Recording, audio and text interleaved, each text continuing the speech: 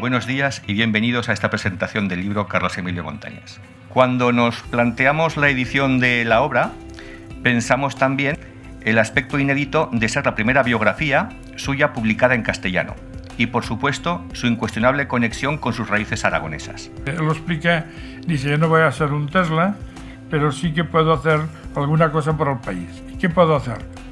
Pues llevar la electricidad, los caballos, que entonces se decía, al Vallés, para que se puedan desarrollar las industrias y esto pueda prosperar. Hicieron ferrocarriles de Cataluña, que hoy son los ferrocarriles de la Generalitat de Cataluña.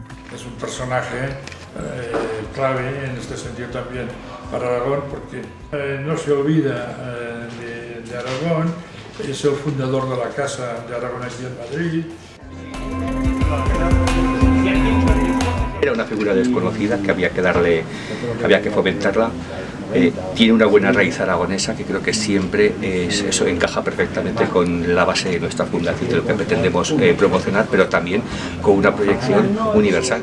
Es que animarles a comprar el libro, más que nada porque es una manera de conocer el personaje y el legado que nos deja.